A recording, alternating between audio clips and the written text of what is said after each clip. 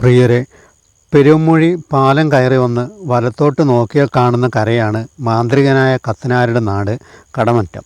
പുഴയുടെ ഓളപ്പരപ്പിൽ വാഴയില വെട്ടിയിട്ട് അതിനുമേൽ കയറി നിന്ന് കത്തനാർ പല കുറി അക്കരെ ഇക്കരെ കടന്നിട്ടുണ്ടാകാം. പാലത്തിന് ഇടതുവശം മുകളിലാണ് ഊരമ്മന പെരുമൊഴി കടവ്. ഇടയ്ക്കിടയ്ക്ക് വെള്ളപ്പൊക്ക ഭീഷണിയും അതേ തുടർന്ന് അല്ലറ ചില്ലറ ദുരിതങ്ങളൊക്കെ ഉണ്ടാകുമെങ്കിലും ഈ മൂവാറ്റുപുഴ ആറ് തന്നെയാണ് ഊരമന എന്ന നാടിൻ്റെ ഐശ്വര്യം. ഊരമനക്കടവ് വളരെ ശാന്തമെന്ന് തോന്നാം, പക്ഷേ പല അപകടങ്ങളും ഇവിടെ സംഭവിച്ചിട്ടുണ്ട്.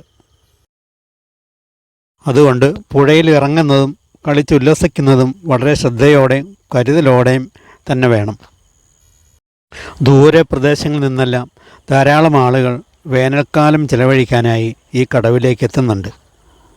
1999 പെരുമൊഴിയിൽ പാലം വരുന്നതിന് മുമ്പ് കരക്കാരുടെയും സമീപ പ്രദേശത്തുള്ളവരുടെയും യാത്രകൾ ചിട്ടപ്പെടുത്തിയത് ഈ കടവ് തന്നെയായിരുന്നു.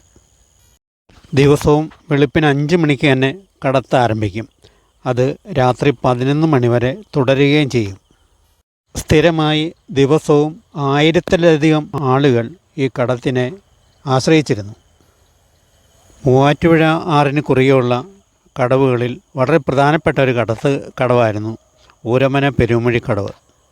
ഇന്നിപ്പോൾ ആളും ആരവും നിലച്ചെങ്കിലും പരീക്ഷക്കാലം കഴിഞ്ഞതിനാൽ ധാരാളം ആളുകൾ വർഷം തോറും ഇങ്ങോട്ടേക്ക് അവധിക്കാലം ആഘോഷിക്കാൻ മുൻ തലമുറയുടെ മനസ്സിൽ ഊരമന പെരുമൊഴി കടവിന് വലിയൊരു സ്ഥാനം തന്നെ ഉണ്ടെന്ന് നമുക്ക് മനസ്സിലാക്കാം.